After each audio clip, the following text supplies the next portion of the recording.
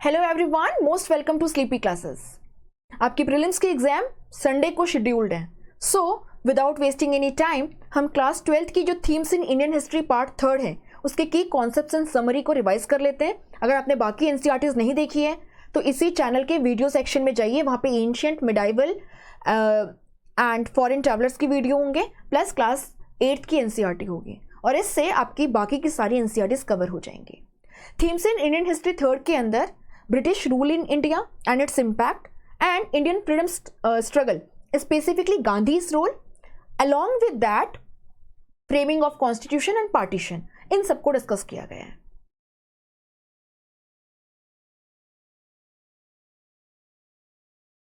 जो आपका first chapter है वो है colonialism and the country side. इस चैप्टर के अंदर basically permanent settlement system and इसका क्या इम्पैक्ट रहा आपके जमींदारी क्लास पे, आपके पेजेंट्स पे, how it gave rise to a new class of hereditary zamindars, along with that also the rise of rich peasants called jotedars in the countryside and the village headmen mandals, उसकी बातचीत है। दूसरा यहाँ पे संथाल रिबेलियन जो है उसका जो बेसिक है उसको डिस्कस किया गया है, किस तरीके से आपकी राजमहल हिल्स के अंदर संथाल से पहले पहाड़ियाज रहते थे and how the Paharias when they refuse to follow the instructions of the British East India Company, they were forced to go deep into the forest and in their place the Santhals were settled and were motivated to practice settled agriculture over here. But how the Santhals gradually realized how they are being exploited by the outsiders or the Dikus or the agents of the company, and they rose in a rebellion in 1855-56 और उसका जो impact है वो। तीसरा यहाँ पे ryotwari settlement system जो कि आपके प्रीडोमिनेंटली डेक्कन वाले एरिया के अंदर इंट्रोड्यूस किया गया था 1820s 1830s में, उसका क्या इम्पैक्ट रहा। साथ ही साथ में यहाँ पे जो बाकी कंडीशंस डेवलप हुई उन्होंने अल्टीमेटली 1875 के डेक्कन रायट्स को बर्थ दिया, उसकी बातचीत यहाँ पे की गई है। साथ ही साथ में यहाँ पे आपको कुछ की टर्म्स जो हैं वो मिलेंगे, हम फटाफट से इनको एक बार देख लेते हैं क्योंकि एग्जाम में ये पूछे जा सकते हैं। तो अगर हम बातचीत करें तो 1857 तक आप देखोगे ईस्ट इंडिया कंपनी इंडिया के 63% टेरिटरी एंड 78% पॉपुलेशन पे डायरेक्टली कंट्रोल कर रही थी और बाकी जो एरिया आप यहाँ पे पिंक शेडेड पोर्शन में देख रहे हो यहाँ पे कंपनी का इनडायरेक्ट इन्फ्लुएंस था। शुरुआत कहाँ से हुई थी? बंगाल बिहार वाले एरिया से। तो अगर इसके अंदर हम बातचीत करें तो 1757 का बैटल ऑफ प्लासी, उसके बाद में यहाँ पे पपेट नवाब्स को बिठाया जाने लगा, मीर जाफर है, मीर कासिम है, इन लोगों को। 1757 के बाद में 1764 का बैटल ऑफ बक्सर एंड उसके बाद में ईस्ट इंडिया कंपनी की ट्रीटी ऑफ इलाहाबाद। और ट्रीटी ऑफ इलाहाबाद क्यों सिग्निफिकेंट है? क्योंकि इसके वाया ईस्ट इंडिया कंपनी को दीवानी राइट्स या रेवेन्यू कलेक्शन राइट्स मिल गए बिहार, बंगाल एंड उड़ीसा के, एंड कंपनी जो है वो चीफ फाइनेंशियल ऑफिसर बन गई इन एरियाज की। But company refuse to take the ownership और the responsibility, it behave like a trader company. And 1765 से 1770 के बीच में दो कंपनी जो गुड्स परचेस कर रही थी बंगाल से उसका अमाउंट डबल हो गया, बट आप यहाँ पे क्या देखोगे विद इन 5 years कंपनी ने अच्छा खासा यहाँ के लोगों से रेवेन्यू कलेक्ट किया, है ना। There began a period of darkness in Bengal. Result था 1770 का फेमिन। अब कंपनी ने एक चीज रियलाइज करी कि हमें एग्रीकल्चर में जो इन्वेस्टमेंट है उससे प्रमोट करना होगा और ये पैसा किसके पास होगा? तो जमींदार के पास होगा। तो इन्होंने कहा कि हम क्या करते हैं, जमींदार के साथ में एक लैंड रेवेन्यू सेटलमेंट करते हैं और इसको इन्होंने कहा परमानेंट सेटलमेंट। कहा गया जमींदार से कि हम आपको यहाँ का जमींदारी राइट्स दे रहे हैं। सो किसान के विजवी, कल्टीवेटर के विजवी जमींदार ओनर हो गया, लेकिन कंपनी का विजवी अगर आप देखें तो जमींदार जो है वो कंपनी के बिहाफ पे रेवेन्यू कलेक्टर बन गया। इससे कहा गया कि इस सेटलमेंट में आपको हमें केवल फिक्स्ड अमाउंट ऑफ रेवेन्यू जो है वो सबमिट करना होगा, fixed amount of revenue. And ये रेवेन्यू हम परमानेंटली इन परपिचुइटी फिक्स कर रहे हैं। बट यहां पे साथ में एक सनसेट क्लॉज भी था कि अगर आप ड्यू डेट पे ड्यू अमाउंट नहीं सबमिट करते हैं, you will lose your zamindari rights and it will be auctioned off. आप अगर देखें तो डेटा क्या बताता है? डेटा बताता है कि जमींदार जो हैं उन्होंने अब किसानों का ऑपरेशन करना शुरू किया। क्यों? क्योंकि जमींदार को खुली छूट दी गई थी कि आप जितना चाहें उतना रेवेन्यू कलेक्ट कर सकते हैं, हमें बस ये फिक्स्ड अमाउंट चाहिए। एंड ऑफन ये फिक्स्ड अमाउंट भी बहुत हाई होता था। अपने जमींदारी से हाथ न धोने के, है ना, हाथ न धो बैठने के लिए जमींदार क्या करता था? जमींदार बहुत ही स्ट्रिक्टली किसानों से रेवेन्यू को कलेक्ट करता था, और अगर किसान उसको टाइम पर नहीं देते थे रेंट, तो वो उनके लैंड को भी ऑक्शन कर देता था। इसके लिए जमींदार के पास ऑफिसर्स थे। आमला करके जो ऑफिसर हैं जमींदार के, वो रेंट कलेक्शन के लिए रिस्पॉन्सिबल थे। एंड जमींदार ऑफन लठियाल्स, स्ट्रॉन्ग मैन जो है, उनका भी यूज करता था रेवेन्यू को कलेक्ट करने के लिए, क्योंकि उस पर बहुत प्रेशर था। आप यहाँ पे देखोगे कि बहुत सारे जमींदार, अगर हम ऑफिशियल रिकॉर्ड्स की बातचीत करें तो आप देखोगे 75% of the zamindaris change their hand after the permanent settlement.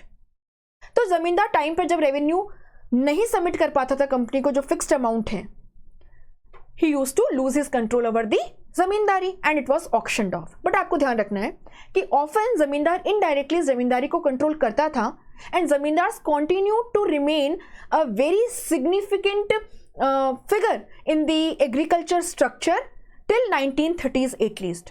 But धीरे धीरे आप देखोगे रिच पेजेंट्स, जिनको जोतेदार या village headman mandals, they were rising. And 1930s तक आप देखोगे कि रूरल हिंटरलैंड के अंदर जो डोमिनेंट क्लास थी वो थी जोतेदार एंड मंडल्स।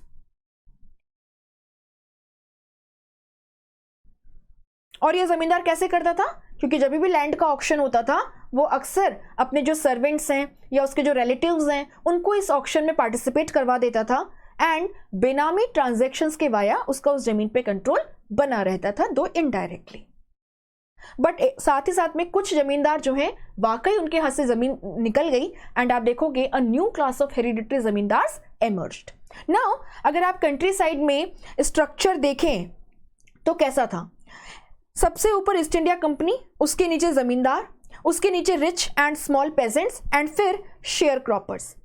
रिच पेजेंट्स के लिए शब्द यूज होता था jotedar. So jotedar were a class of rich peasants. And जो आपके शेयर क्रॉपर्स हैं उनको क्या कहते थे? अड़ियार, बारगादार या बागचीज। आपने अभी भी बंगाल में कुछ लोगों का ये सरनेम सुना होगा, बागचीज। एंड ये बागचीज या शेयर क्रॉपर्स, क्योंकि ये किसी और की जमीन पे खेती करते थे, लैंड रेंट के रूप में ये अपना हाफ ऑफ द प्रोड्यूस जो है वो जोतेदार को या जो पेजेंट है उसे दिया करते थे। Jotedars who were rising in status in the rural side, आपको बात ध्यान रखनी है कि ये केवल बंगाल स्पेसिफिक फिनोमेना नहीं था, ये अक्रॉस कंट्री देखा जा रहा था। क्योंकि आप देखोगे जहां पे जमींदार जो है ही generally use to live in cities, jotedar गांव में रहते थे, और जो लोकल्स हैं उनके ऊपर इनका अच्छा खासा इन्फ्लुएंस होता था, क्योंकि दुख दर्द का साथी जोतेदार था। जोतेदार जो हैं ये अक्सर जब लैंड ऑक्शन होता था, किसी की जमींदारी ऑक्शन होती थी, तो उस जमींदारी को अपने पास ले लेते थे। तो धीरे धीरे आप देखोगे जोतेदार्स वर राइजिंग इन द स्टेटस। इनको कंट्री में अलग अलग जगह पे अलग अलग नाम से जाना जाता था, जैसे कि जोतेदार के साथ साथ में होलादार, घंटीदार या मंडल, ये शब्द जो हैं ये भी यूज होते थे to denote a class of rich peasants. ये आपको यहाँ पे थोड़ा ध्यान रखना है। दूसरा, अगर हम संथाल रिबेलियन की बात करें तो यहाँ पे क्या लिखा हुआ है कि अगर आप लेट 18th सेंचुरी के रेवेन्यू रिकॉर्ड्स को देखें तो आप पाएंगे कि जो आपके राजमहल हिल्स वाली एरिया है, यहाँ पे जो डोमिनेंट ट्राइब थी वो थी आपकी पहाड़ियाज, और ये हंटिंग, गैदरिंग एंड साथ ही साथ में शिफ्टिंग कल्टीवेशन जो है उसे प्रैक्टिस करते थे। जब इस एरिया पे ब्रिटिश ईस्ट इंडिया कंपनी का कंट्रोल एस्टेब्लिश हुआ और 1793 में यहाँ पे परमानेंट सेटलमेंट को इंट्रोड्यूस किया गया, तो इन पहाड़ियाज को भी फोर्स किया जा रहा था कि आप सेटल्ड एग्रीकल्चर की तरफ चलिए। But Paharias, they were not ready to give their traditional way of life. सो क्या हुआ, पॉलिसी ऑफ एक्सटर्मिनेशन, पकड़ पकड़ के इनको मारा गया। एंड बाद में पॉलिसी ऑफ पैसिफिकेशन, इनके ट्राइबल चीफ से कहा गया कि अगर आप अपने लोगों को कंट्रोल में रखोगे तो हम आपको अलाउंस देंगे।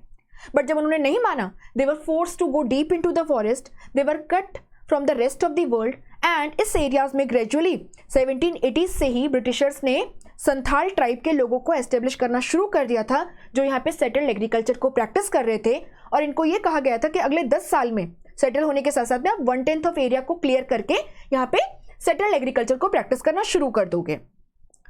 इस एरिया को संथाल्स ने नाम दिया दामिन ए कोहो। इसका मतलब हुआ लैंड ऑफ द संथाल्स। तो इसको याद रखना, की टर्म है।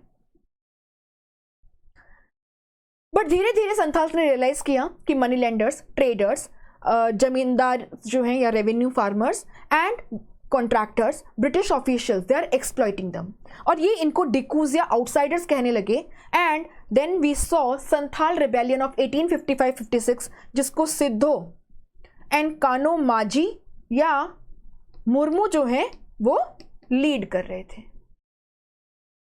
रिजल्ट क्या रहा, संथाल परगना एक्ट, और इसके वाया एक सेपरेट संथाल परगना क्रिएट किया गया।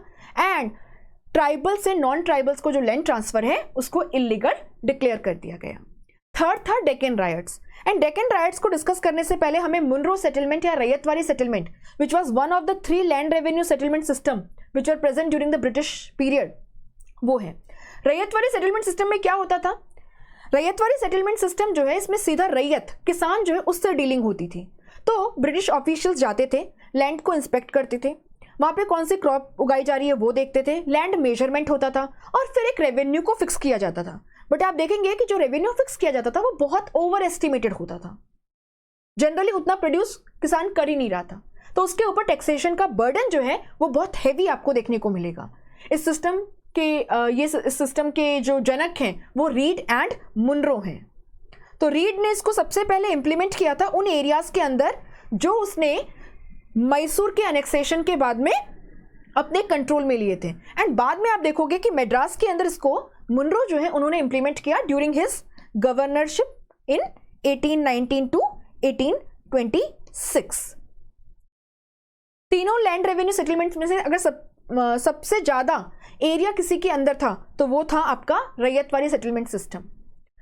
अब क्या हुआ, आप देखेंगे एक रेवेन्यू बहुत हाई है ना, रेवेन्यू की डिमांड बहुत हाई है कंपनी ऑफिशियल्स की। सेकेंडली जो टर्म्स एंड कंडीशंस हैं रेवेन्यू कलेक्शन की बहुत स्ट्रिक्ट होती थी। Irrespective of the output the revenue had to be submitted और the farmer used to lose his control over the land. तो वो क्या करेगा, मनी लैंडर के पास जाएगा।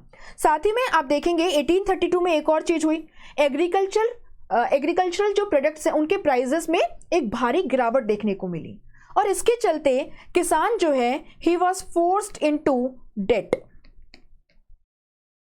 एक फैमिन की सिचुएशन पैदा हो गई आपके डेक्कन के अंदर 1832-34 में। And we saw that 1/3 of the cattles and half of the human population died.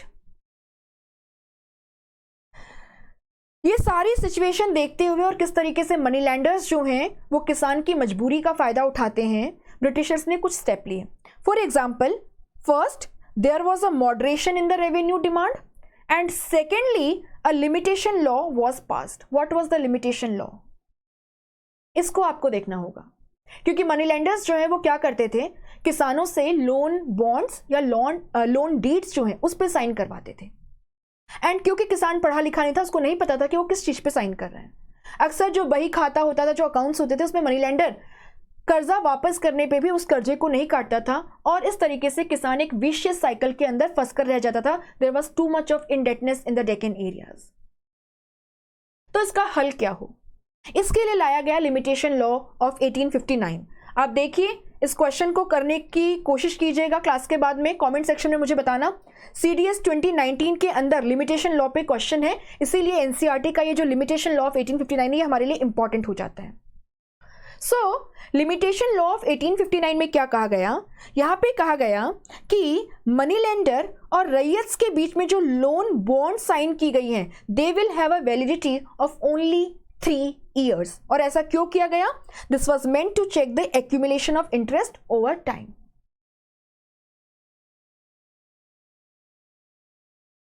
Now let's go to 1860s। 1860s वो टाइम पीरियड है जब डेक्कन के अंदर 1820s 1830s के अंदर जो ryotwari terms and conditions introduce की गई थी उनको रिवाइज करने का टाइम था। ये हिस्टोरिकली भी बहुत इंपॉर्टेंट था क्योंकि आप यहाँ पे क्या देखोगे, आप यहाँ पे देखोगे कि American civil war of 1861 happened. American civil war से पहले अगर आप देखें तो ब्रिटेन में जो कॉटन इंपोर्ट होता था उसका 3/4 कॉटन जो है वो अमेरिका से आता था। बट सिविल वॉर के चलते ब्रिटेन में अमेरिका से कॉटन नहीं ला सकते थे, तो आप देखेंगे फिर इंडिया से कॉटन जो है उसे इंपोर्ट किया गया। सी, bye 1862 over 90% of the cotton imports into the Britain were coming from India।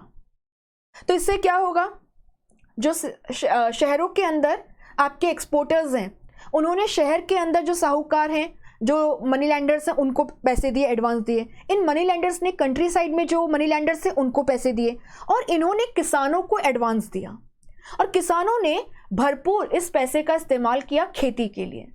अब आप क्या देखेंगे, लेकिन जैसे सिविल वॉर खत्म हुआ और अमेरिका से cotton supply to the world was resumed, the cotton prices in the market crashed. India के कॉटन की जो डिमांड है वो मार्केट में गिर गई और अभी तक जो सब लोग इतना ज्यादा लिक्विडिटी को सर्कुलेट कर रहे थे, we saw that there was sudden halt in this. Now money lenders advance नहीं देना चाहते थे और जो पहले पैसे दिए हुए थे वो जल्दी से जल्दी उसको वापस लेना चाहते थे। सिचुएशन काफी ज्यादा खराब हो रही थी और ऊपर से कंपनी ने इसी टाइम पे क्या किया, they increased the revenue demand, it was doubled. जो भी पहले डिमांड थी 1820s 1830s की उसको डबल कर दिया। किसान के पास पैसा नहीं है, मनी लैंडर उसको पैसा देना नहीं चाहता है, ऊपर से आपने रेवेन्यू की डिमांड को डबल कर दिया है। इस सिचुएशन में जब वो मनी लेंडर के पास फिर भी पैसा लेना चाहते थे और मनी लेंडर उनको मना कर देता था या हाई इंटरेस्ट रेट चार्ज करता था, तो डेक्कन में पहले क्या हुआ कि जो पेजेंट्स हैं उन्होंने इन मनी लेंडर्स को बॉयकॉट करना शुरू कर दिया। सोशल बॉयकॉट शुरू हुआ एंड मोस्टली ये जो मनी लेंडर्स हैं ये आपके गुजराती एंड मारवाड़ीज थे। बट धीरे धीरे आप देखोगे it took a violent turn and Pune से शुरुआत होकर के धीरे धीरे ये पहले अहमदनगर और फिर तकरीबन 30 गांवों तक फैल गया। यहाँ पे क्या पैटर्न होता था, अगर आप पैटर्न देखें तो पहले साहूकार या मनी लेंडर पे अटैक किया जाता था, उसकी account books and debt bonds जो है उनको डिस्ट्रॉय कर दिया जाता था एंड उसके बाद में आप देखोगे साहूकार या तो गांव छोड़कर भाग जाता था या फिर वो वहीं रहेगा लेकिन कुछ कर नहीं पाएगा। तो डेक्कन रायट्स जो हैं 1875 के वो किस बैकड्रॉप में हुए ये समझना बहुत जरूरी है। ओके, इसके बाद में आप क्या देखोगे, गवर्नमेंट ऑफ इंडिया जो है इट वाज वेरी वरिड कि कहीं 1857 जैसा कुछ ना हो जाए, तो इन्होंने गवर्नमेंट ऑफ बॉम्बे से कहा कि आप एक डेक्कन रायट्स कमीशन को एस्टेब्लिश करो। इस डेक्कन रायट्स कमीशन ने ब्रिटिश पार्लियामेंट को 1878 में अपनी रिपोर्ट सबमिट करी और सारी सिचुएशन को एक्सप्लेन किया। वहीं से ये सारी इंफॉर्मेशन जो है ये हमारे पास आई है। आप पूरा यहाँ पे एक बार टाइमलाइन जो है वो देख लीजिएगा, हमने सारे की पॉइंट्स को यहाँ पे डिस्कस कर लिया है। On that note yes, one more important information, आप में से जो लोग 2025 में एग्जाम देने वाले हैं या आपके कोई जान पहचान वाले या भाई बहन देने वाले हैं, आप उन्हें शेखर टू शिखर बैच के बारे में जरूर बताइएगा। स्लीपी क्लासेस का ये जीएस फाउंडेशन बैच जो है 2025 के लिए, यहाँ पे आपको Shekhar sir and experienced faculty की पर्सनल मेंटोरशिप मिलेगी। There are limited seats. बाकी डिटेल्स के लिए आप इस नंबर पे कॉल कर सकते हैं या हमें जीमेल पर लिख करके भी बाकी इंफॉर्मेशन ऑब्टेन कर सकते हैं। The second chapter in class 12th NCERT is rebels and the Raj. ये बेसिकली 1857 के रिवोल्ट से डील करता है एंड यहां पे आपको रिवोल्ट लीडर्स है ना, तो रिवोल्ट लीडर्स, रिवोल्ट सेंटर्स ये देखने को मिलेंगे और कुछ की पॉइंट्स देखने को मिलेंगे जिनको मैं आपके साथ डिस्कस करूंगी। जब हमने क्लास 8th की एनसीईआरटी की थी तो हमने जो आपके प्लेसेस ऑफ रिवोल्ट या सेंटर्स ऑफ रिवोल्ट हैं, इनके लीडर्स हैं और यहाँ पे जो ब्रिटिश ऑफिशियल्स इन्वॉल्व थे इन सप्रेशन ऑफ द रिवोल्ट उसको डिस्कस किया था। जैसे आप यहाँ पे इनको देख सकते हैं। Just go hurriedly through this tables, I will not waste any time here, you can do it on your own. यहाँ पे आप देख सकते हैं सारे इन लीडर्स को, प्लेसेस ऑफ रिवोल्ट को and the officials involve. Map के अंदर आपको जो प्रिंसिपल सेंटर्स ऑफ रिवोल्ट हैं एंड जो ब्रिटिशर्स ने जिस तरीके से है ना अपनी फोर्सेस को मोबिलाइज किया वो देखने को मिल रहा है। तो you can just go through this map once and see the important centres, जैसे कि मेरठ है, दिल्ली है आपका, है ना, आपका बरेली है, आपका आजमगढ़ है. Just go through those. Now what I will be doing is I will be discussing some important pointers with you. अगर आप क्लास 12th की एनसीईआरटी देखो तो 2 और इंपॉर्टेंट रिबेल लीडर्स का आपको नाम मिलता है. एक है शाहमल, जो बेसिकली यूपी के बारोट परगना से रिबेल लीडर थे 1857 के. दूसरे Gonoo, a tribal cultivator of the Singhbhum in Chota Nagpur, became a rebel leader of the Kol tribals of the region. So Chota Nagpur plateau region में जो कोल ट्राइब्स हैं उनको 1857 के रिवोल्ट में कौन लीड कर रहा था? गुन्नू. बस आप ये 2 नाम शाहमल और गुन्नू याद कर लीजिएगा. इसके अलावा मौलवी अहमदुल्लाह शाह, जिनका नाम हम पढ़ते हैं फैजाबाद के अंदर एज अ रिबेल लीडर. आपको ध्यान रखना है, he fought against the British in the battle of Chinhat, and in the battle of Chinhat the British forces were defeated by the Indian rebels. And यहाँ पे इन ब्रिटिश फोर्सेस को Henry Lawrence जो है वो lead कर रहा था. तो बैटल ऑफ चिन्हट जो है इसको एक बार देख लीजिएगा.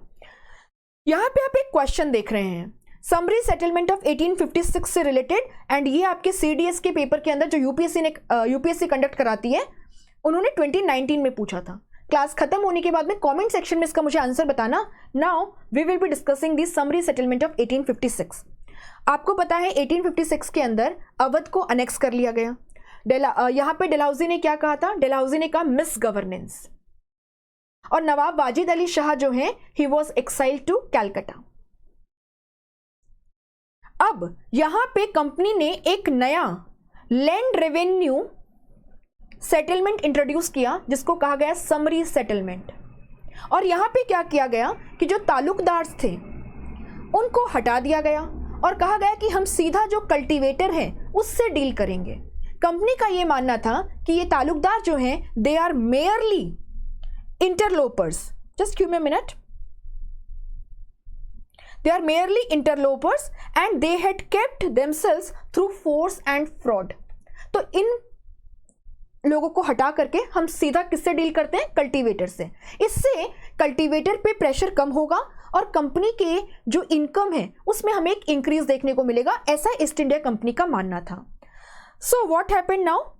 Summary settlement was a land revenue settlement introduced by the British in Awadh after the annexation of Awadh, and it was based on the premise that the talukdars were merely interlopers and they had kept themselves through force and fraud. So they should be removed, and now we will be directly dealing with the cultivators. Result क्या रहा? अगर आप pre British time में देखें तो तालुकदार जो हैं वो 67% ऑफ विलेजेस पे अपना कंट्रोल रखते थे. After summary settlement it came down to 38%. Many taluqdars lost their taluqdari. अगर आप यहां पे रिजल्ट देखें तो स्टेट के रेवेन्यू तो इंक्रीज हुए बट जो किसान है उसका बर्डन कम नहीं हुआ, क्योंकि ऑफिशियल रिकॉर्ड्स में भी कहा गया है the revenue demand was often overestimated. It increase from 30% to 70%. और इसीलिए आप देखोगे कि अवध एरिया से न केवल तालुकदार बल्कि किसान जो हैं उन्होंने भी 1857 की रिवोल्ट में बढ़ चढ़ करके हिस्सा लिया. एक और पॉइंट है Azamgarh proclamation which was issued on 25 August 1857. Azamgarh proclamation जो है ये एक इंपॉर्टेंट सोर्स है रिबेल्स और उनका क्या इंटेंशन है 1857 के रिवोल्ट में उसको जानने का. आजमगढ़ प्रोक्लेमेशन के अंदर basically Hindu Muslim unity of all sections of the society की बातचीत की गई थी. To overthrow the British rule, to overthrow the Christian rule, because all the classes of Indian society have suffered badly under the British. और इसे issue किसने किया था? इसे फिरोज शाह, है ना, माना जाता है कि प्रोबेबली फिरोज शाह जो कि बहादुर शाह जफर सेकंड के ग्रैंडसन थे, उन्होंने इंट्रोड्यूस किया था या उन्होंने इसको रिलीज किया था और इसको पब्लिश किया गया था दिल्ली गैजेट के अंदर इन 1857. इसके अलावा आप यहां पे एक और पॉइंट देखिए, रिवोल्ट ऑफ ट्राइबल्स की रिवोल्ट की बात है, ये हम वैसे देख चुके हैं आपकी 8th क्लास की एनसीईआरटी में, आप देख सकते हो. तो 1906 में असम में 1857 के रिवोल्ट से पहले हमें बेसिकली जो रिवोल्ट देखने को मिले है ना, तो हम देख रहे हैं सोंगराम सांगमा का रिवोल्ट है ना, 1930s में सेंट्रल प्रोविंसेस में फॉरेस्ट सत्याग्रह है। इसके अलावा भी हम 1857 से पहले बहुत सारे रिवोल्ट देख चुके थे, जैसे कि कोल्स का 1831-32 में, संथाल्स का हमने बातचीत की 1855-56 के अंदर, है ना। बस्तार में there was a rebellion in 1910, there was a Warli revolt in the Maharashtra in 1940 by the Warli tribes. अब समरी सेटलमेंट, आजमगढ़ प्रोक्लेमेशन, इनके अलावा और क्या इंपॉर्टेंट चीजें एनसीईआरटी के अंदर जो आपकी 8th की एनसीईआरटी में नहीं थी, हमने कवर नहीं करी है, तो वो है 2 पेंटिंग्स। पेंटिंग्स के माध्यम से आप देखोगे कि 1857 के रिवोल्ट में क्या कुछ हो रहा था वो दर्शाने की कोशिश की गई थी। तो यहाँ पे एक आपको इंडियन पेंटिंग्स मिलेंगी जो इंडियन पॉइंट ऑफ व्यू को दिखाएंगी, और दूसरी पेंटिंग्स थी जो आपके यूरोपियन पेंटर्स जो हैं या जो ब्रिटिश पेंटर्स हैं उन्होंने करी, और इसीलिए वो किस तरीके से दिखाएंगे इन पेंटिंग्स को, British as heroic people who faced the revolt and suppressed it, and they will show the rebel leaders as devious। तो एक पेंटिंग है बहुत फेमस थॉमस जोन्स बार्कर की।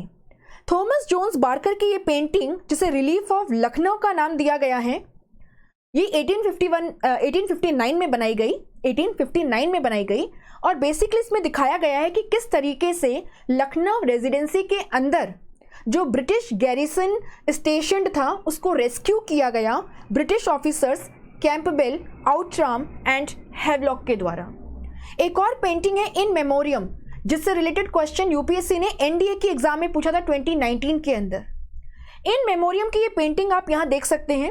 इसमें दिखाया है कि किस तरीके से जो ब्रिटिश महिलाएं हैं या यूरोपियन वुमेन हैं एंड बच्चे हैं वो बहुत डरे सहमे बैठे हैं because of the fear of the rebels.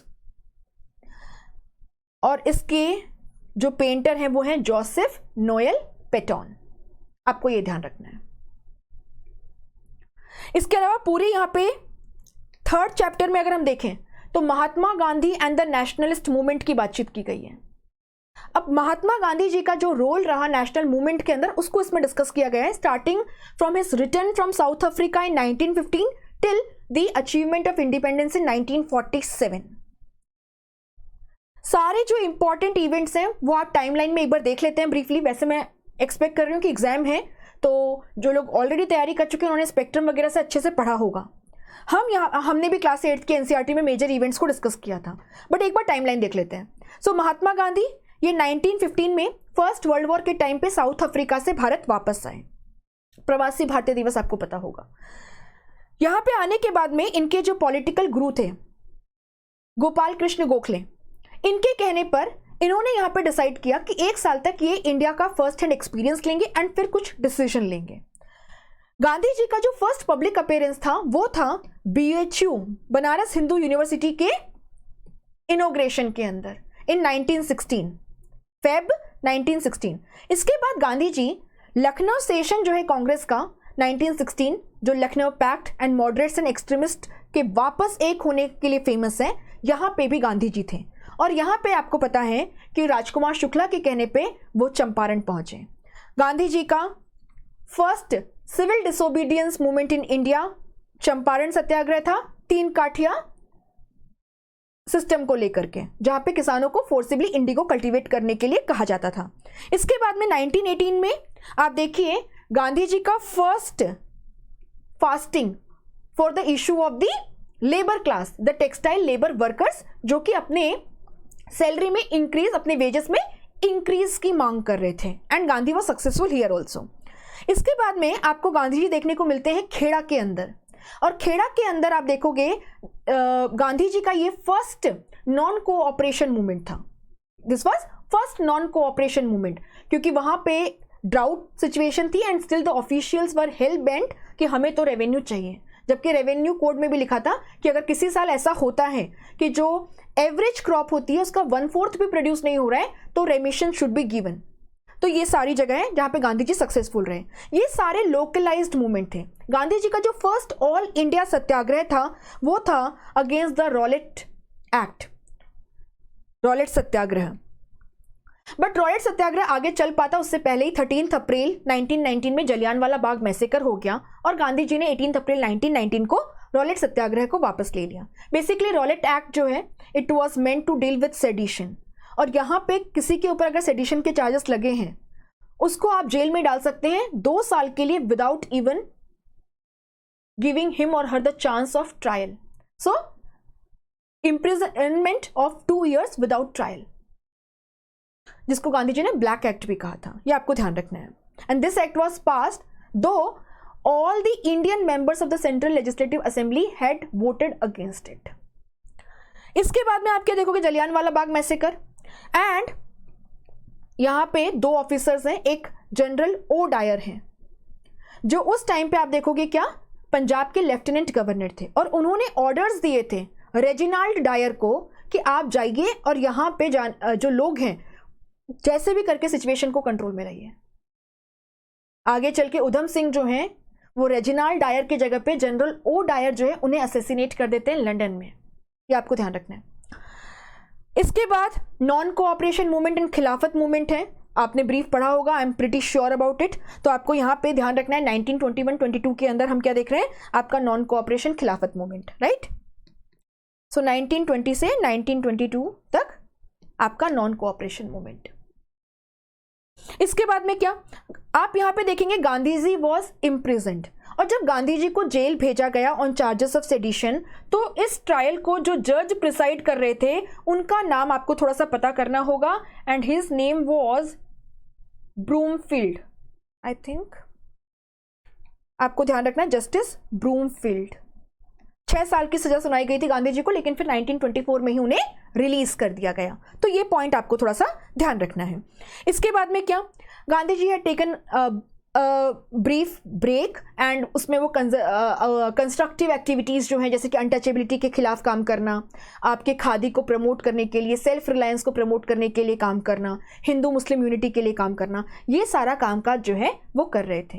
In fact 1928 के अंदर जब साइमन कमीशन भारत पहुंचा तो आप देखेंगे इस कमीशन में गांधी जी जो हैं उन्होंने खुद इस कमीशन के अगेंस्ट जो प्रोटेस्ट हो रहे थे, एंटी साइमन प्रोटेस्ट, उनमें गांधी जी ने खुद हिस्सा नहीं लिया था, दो ही supported the Congress move to boycott this all white Simon commission, जिसको इंडियन स्टैट्यूटरी कमीशन भी कहते हैं।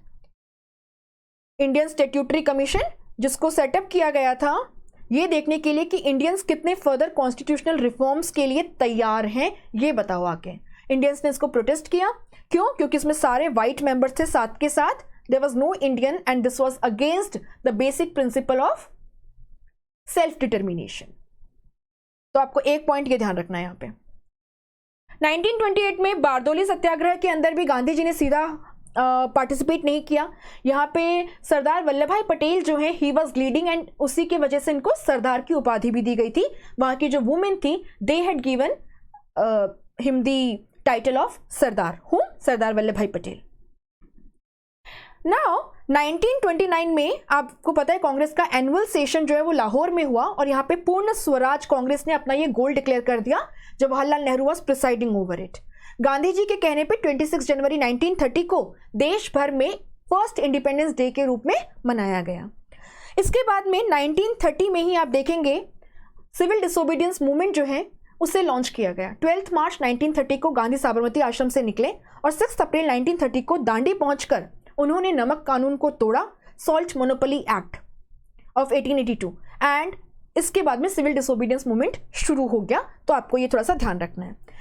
गांधी जी, जवाहरलाल नेहरू और बाकी लीडर्स जो है उन्हें अरेस्ट भी किया गया, और इसी बीच में आप क्या देखोगे, नवंबर 1930 के अंदर फर्स्ट राउंड टेबल कॉन्फ्रेंस होती है, but it proved to be a futile exercise because Congress and Gandhi ji was not there. तो अब क्या हुआ, 1931 में जनवरी में गांधी जी को जेल से रिलीज कर दिया गया, और उस टाइम पे जो वाइसरॉय थे लॉर्ड इरविन, उन्होंने गांधी जी के साथ में एक मीटिंग रखी, और इसका रिजल्ट था गांधी इरविन पैक्ट, जिसको हम दिल्ली पैक्ट जो है उसके नाम से भी जानते हैं। यहाँ पे गांधी जी की जो मेजर डिमांड्स थी, जैसे कि लाहौर कॉन्स्पिरेसी केस के अंदर भगत सिंह, सुखदेव एंड राजगुरु जेल में थे, उनको छुड़वाने की कि आप एक काम कीजिए, उन्हें आप डू नॉट हैंग दम, इट है ना, आप उनको लाइफ इम्प्रिजनमेंट दे दो। But Irwin did not accept this, या पुलिस एक्सेसेस में आप इंक्वायरी करो, Irwin did not accept this. So 5 March 1931 Gandhi Irwin pact, 5 March 1931। और Gandhi ji second round table conference में हिस्सा लेने को तैयार हो गए। Karachi session of Congress of 1931 जो मार्च में हुआ, जिसको सरदार वल्लभ भाई पटेल प्रिसाइड कर रहे थे, और ये बहुत फेमस है क्योंकि यहाँ पे फंडामेंटल राइट्स को लेकर के एक रेजोल्यूशन जो है उसको मूव किया गया था। जवाहरलाल नेहरू ने वो रेजोल्यूशन मूव किया था, तो ये इंपॉर्टेंट है। यहाँ पे कहा गया कि yes, Congress will participate in second round table conference and the Gandhi Irwin pact was upheld. Okay, well and good. Gandhi ji second round table conference में कुछ हासिल नहीं कर पाए क्योंकि उन्होंने देखा कि सब कोई बटा हुआ है, और गांधी जी को यहाँ फील करवाया गया कि ही और Congress is not the sole representative of the people of India, तो वो वापस आ गए। सिविल डिसोबीडियंस मूवमेंट को उन्होंने वापस से एक जान देने की कोशिश करी, but before he could do so he was arrested. और अब वाइसरॉय कौन थे जब गांधी जी वापस आके इसको लॉन्च कर रहे हैं? Lord Willingdon. तो आपको ये ध्यान रखना है। 1934 में गांधी जी ने सिविल डिसोबीडियंस मूवमेंट को वापस ले लिया।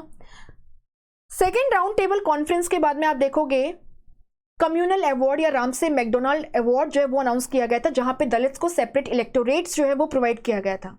बट गांधी जी यरवदा जेल में थे और वो आमरण अनशन, फास्ट एंड टू डेथ पे बैठ गए। रिजल्ट क्या हुआ? पूना पैक्ट, जहाँ पे गांधी और जो अपर कास्ट हिंदूज हैं उनके बिहाफ पे मदन मोहन मालवीय ने इसको साइन किया, और दलित्स के बिहाफ पे अंबेडकर ने इसको साइन किया। जहाँ दलित्स ने सेपरेट इलेक्टोरेट्स को गिव अप कर दिया, वहीं पे दलित्स के लिए सेंटर में और जो प्रोविंसेस में सीट्स है उसको इंक्रीज कर दिया गया। ये आपको ध्यान रखना है, via the Poona pact of 1932। फिर उसके बाद में आपकी थर्ड राउंड टेबल कॉन्फ्रेंस भी हुई। कांग्रेस को ना तो बुलाया गया और ना ही कांग्रेस ने हिस्सा लिया, ना ही ब्रिटेन की लेबर पार्टी ने उसमें हिस्सा लिया। थर्ड राउंड टेबल कॉन्फ्रेंस के बाद में और साइमन कमीशन ने जो पेपर दिया था, उन सबको ध्यान में रखते हुए गवर्नमेंट ऑफ इंडिया एक्ट 1935 आया। और ये ज़्यादा इंपॉर्टेंट इसलिए है क्योंकि यहाँ पे जो प्रोविंसेस हैं उनको ऑटोनॉमी प्रोवाइड कर दी गई, प्रोविंसेस को ऑटोनॉमी प्रोवाइड कर दी गई। और इसके बाद में 1937 के जो इलेक्शंस हैं, they are very significant, we should at least see them once. हम आगे जाएं उससे पहले एक बार आप ये देख लीजिए, लुई फिशर हैं। सो लुई फिशर जो हैं, इन्होंने गांधी जी की बायोग्राफी लिखी है, the life of Mahatma Gandhi. इसको थोड़ा सा याद रखना।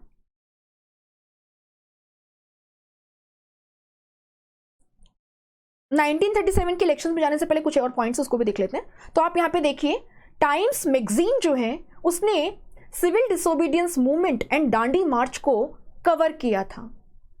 पहले they were sceptical towards the salt march, but जब उन्होंने इम्पैक्ट देखा तो उन्होंने कहा कि गांधी जी जो हैं, he has made the British rulers desperately anxious. And in fact civil disobedience movement जो है, इसके वाया ही गांधी जी जो हैं, he came to the attention of the world. So it was the, है ना, सॉल्ट मार्च और द दांडी मार्च और the civil disobedience movement,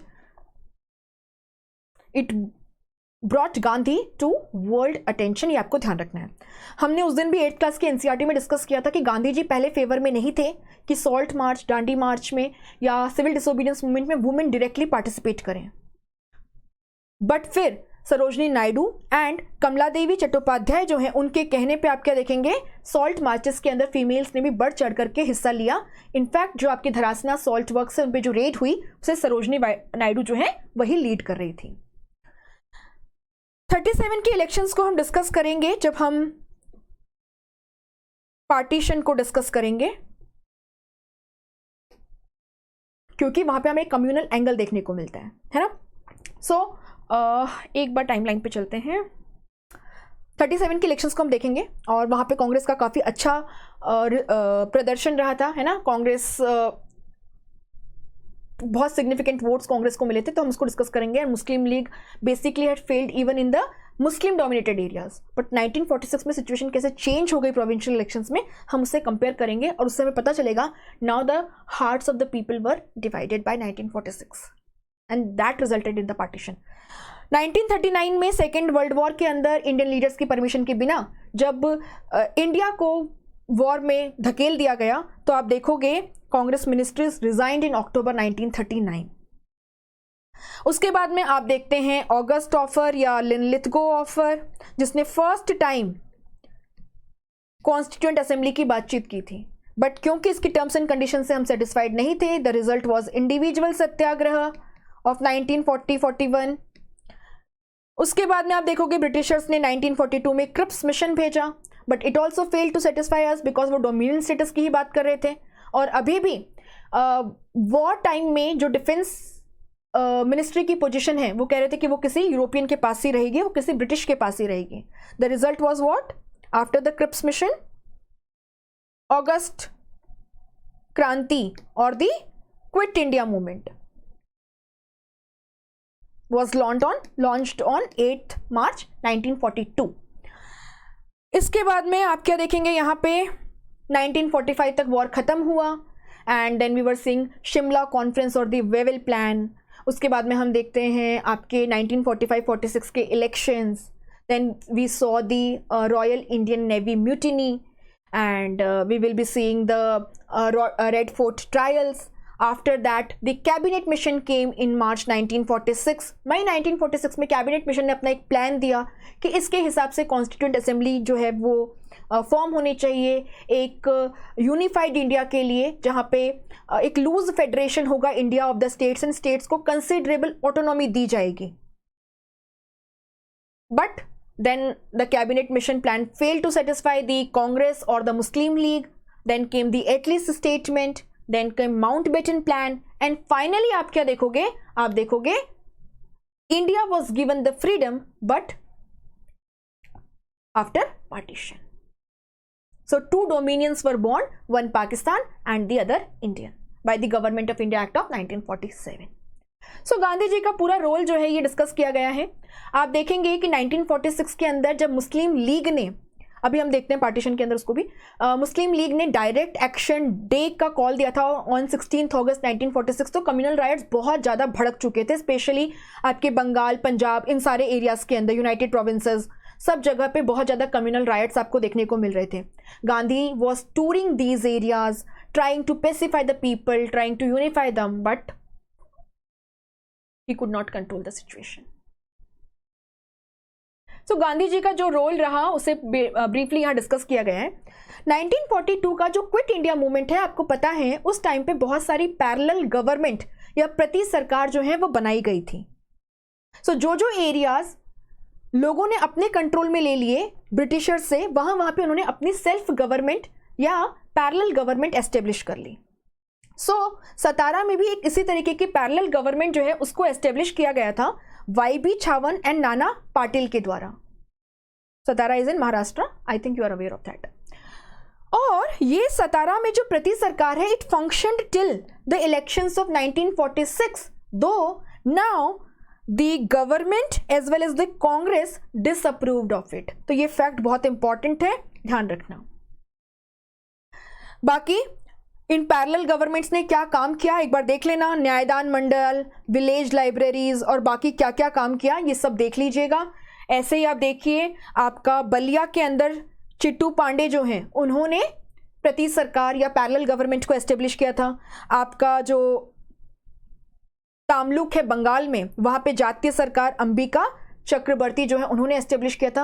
and किस तरीके से ये हेल्थ केयर में, एजुकेशन में, फैमिन के दौरान या फ्लड्स के दौरान जो सिचुएशन है या कम्युनल राइट्स की जो सिचुएशन है उसको कंट्रोल करने के लिए काम कर रहे थे। तो पैरेलल गवर्नमेंट्स को अच्छे से देख लेना, क्वेश्चन आ सकता है।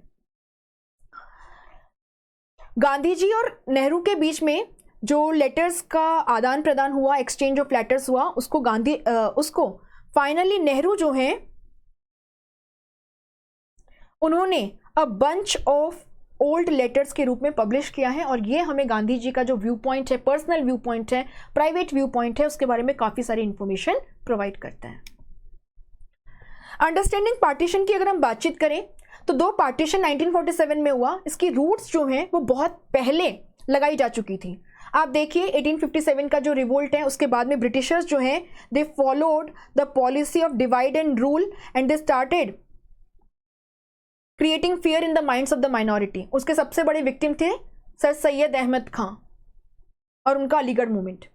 उसके बाद में आप यहाँ पे क्या देखेंगे, आप देखेंगे 1906 में मुस्लिम लीग का फॉर्मेशन। आप देखेंगे 1909 का जो मॉर्ले मिंटो एक्ट है उसके अंदर मुस्लिम्स के लिए सेपरेट इलेक्टोरेट। इसके बाद आप देखिए 1915 में हिंदू महासभा का फॉर्मेशन। आप यहां पे देखिए 1925 में राष्ट्रीय स्वयंसेवक संघ का फॉर्मेशन। और क्योंकि 1920s 1930s वाला जो टाइम पीरियड है ये आपका इलेक्शन वाला ईयर था, तो यहाँ पे आपको कम्युनल राइट्स देखने को मिलेंगे। हमें पता है कांग्रेस में भी लोग रेस्पॉन्सिविस्ट नॉन रेस्पॉन्सिविस्ट में डिवाइड हो गए थे। आप यहाँ पे देखेंगे आपका मोपला रिबेलियन जो कि आपका नॉन कोऑपरेशन मूवमेंट के टाइम पे हुआ था।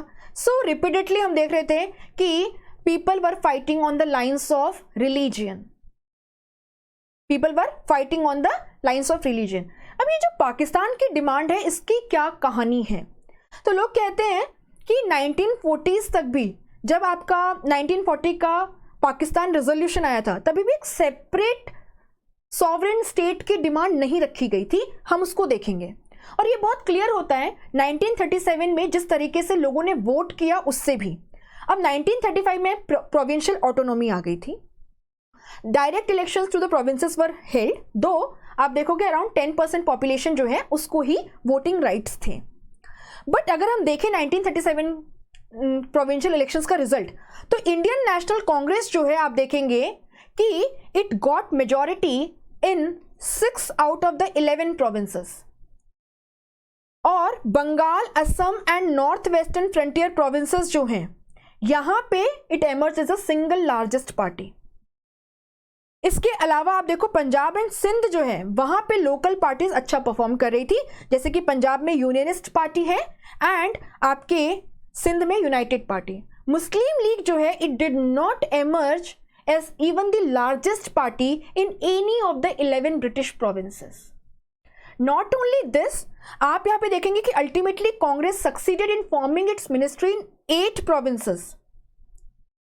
केवल बंगाल जहां पे वो लार्जेस्ट पार्टी थी वहां पे वो अपनी गवर्नमेंट नहीं फॉर्म कर पाई। यहां पे आप देखोगे फजलुल हक्स कृषक प्रजा पार्टी जो है उसने मुस्लिम लीग के साथ में कोएलिशन गवर्नमेंट फॉर्म किया था। एंड सिंध में मैंने आपको बताया किस तरीके से आपका जो यूनाइटेड पार्टी है उसकी गवर्नमेंट फॉर्म हुई। एंड पंजाब में unionist party of Sikandar Hayat Khan. तो यहां पे लोगों ने आप देखेंगे कि रिलीजियस लाइंस पे वोटिंग नहीं करी थी, तो कम्युनल डिविजन हमें देखने को मिल रहा है, but still the hearts of the people were not divided. अब यहां पे क्या देखेंगे आप, अगर हम मुस्लिम लीग के परफॉर्मेंस की बात करें, it failed to win even a single seat in the north western frontier provinces. अगर पंजाब की बात करें तो 84 रिजर्व्ड कॉन्स्टिट्यूएंसीज में से केवल वो 2 सीट्स जीत पाई। जितनी भी मुस्लिम्स के लिए सीट रिजर्व थी, only 2 seats were won by the Muslim league. And Sindh में 3 out of 33। Very dismal performance of Muslim league. इसका मतलब मुस्लिम लीग जो है उसका बिल्कुल भी पॉपुलैरिटी यहां पे नहीं है। Only by 1946 you will see that it will develop a popularity among the people. League won just 106 out of the 48 seats allotted to Muslims under the separate electorates. ये आपको ध्यान रखना है, एग्जाम के लिए बहुत बहुत बहुत इंपॉर्टेंट है। अब आगे बात करते हैं पाकिस्तान के नाम की। तो आप क्या देखोगे, रहमत अली करके एक पंजाबी मुस्लिम स्टूडेंट था कैम्ब्रिज यूनिवर्सिटी का, उसने पाकिस्तान टर्म कॉइन किया था। और इसमें P was for Punjab, A was for Afghan, K was for Kashmir and S was for Sindh and ये तान जो है ये बलूचिस्तान का था। तो इसमें बंगाल वाले एरिया की बातचीत नहीं हुई थी। इसके बाद कहा जाता है कि जो उर्दू पोएट है मोहम्मद इकबाल, जिन्होंने हमें सारे जहां से अच्छा हिंदुस्तान हमारा ये गाना दिया है जो आपने स्कूल्स में सुना होगा, कि इन्होंने भी पाकिस्तान की बात की थी। बट आपको यहां ध्यान देखना होगा कि he just spoke for a north western Indian Muslim state. ये यहाँ पे किसी सॉवरेन स्टेट की डिमांड जो है वो नहीं कर रहे थे। ही वॉज मेयरली स्पीकिंग और he merely spoke for a reorganisation of the Muslim majority areas in the north western India into an autonomous unit within a single loosely structured Indian federation. So Rahmat Ali ने Pakistan term को coin किया, उसमें केवल north western वाले areas हैं, Muslim majority areas.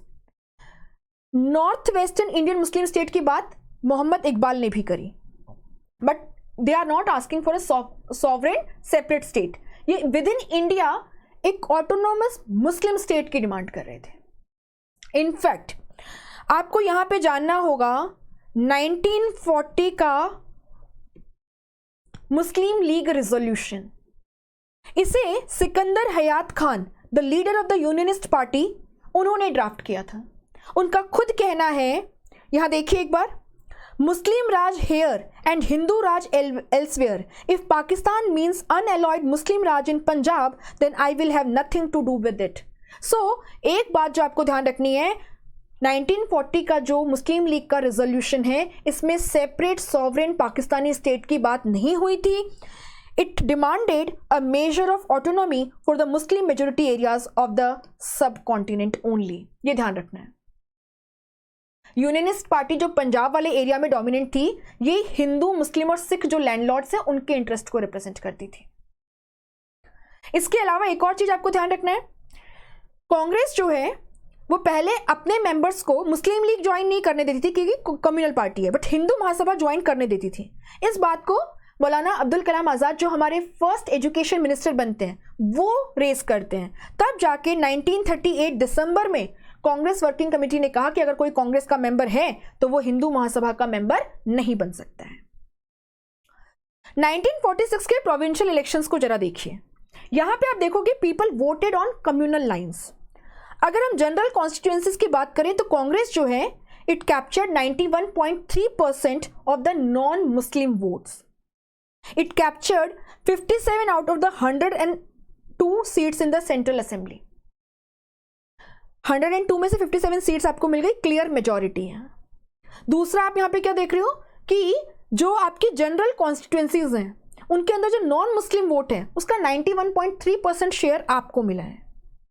अगर आप कांग्रेस का प्रोविंशियल जो इलेक्शंस हैं 1946 के उनमें बात करें तो आप देखोगे it got majority in most of the provinces except for Bengal, Sindh and Punjab. North western frontier provinces and Assam, जिसको मुस्लिम लीग ने 1943 में पाकिस्तान में इंक्लूड करने के लिए कहा था, वहां पे कांग्रेस को मेजॉरिटी मिली थी।